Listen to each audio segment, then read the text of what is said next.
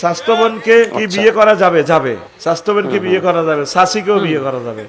যদি শাশা তালাক দিয়ে ফেলে ইদ্যত পালনের পর, শরীয়ত এটা হুকুম রেখেছে, কারণ শাশি আম্মা আপনার বংশের কেউ না। সে হুজুর আপনাদের যেটা লেখা আছে সেটা আপনারা পালন করুন, তাতে আমার কোনো আপত্তি নেই, কিন্তু আমার এখানে একটা ছোট্ট প্রশ্ন আছে।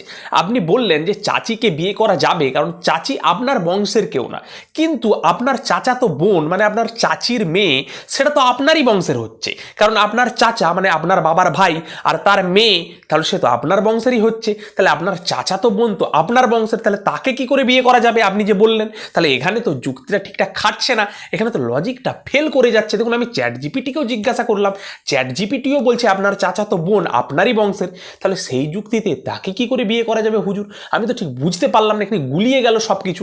আপনি যদি আমাকে একটু পরিষ্কার করে বলতেন খুবই উপকার হতো হুজুর। আচ্ছা হুজুর, আমার আরেকটা প্রশ্ন আছে। দেখুন আমার সাদা মনে কালো নেই, আমার শুধু জানার ইচ্ছে হচ্ছে, আপনি বললেন তো সেই জন্য বললাম আর কি। আপনাদের ধর্মে আছে আপনারা পালন করুন, কিন্তু ধরুন কেউ চাচিকে আর চাচির বোনকে দুজনকেই বিয়ে করলো, তাহলে তাদের দুজনের মধ্যে সম্পর্কটা কি হবে? এটা ঠিক গুলিয়ে যাচ্ছে কেমন হুজুর। এটা যদি আমাকে একটু ঠিক করে বলে দিতেন আমার খুব সুবিধে হতো। আর আপনারাও যদি কেউ জেনে থাকেন আমাকে কমেন্টে অবশ্যই জানাবেন। সকলকে অনেক অনেক ধন্যবাদ। জয় সনাতন, জয় ভারত মাতার জয়, বন্দে মাতরম।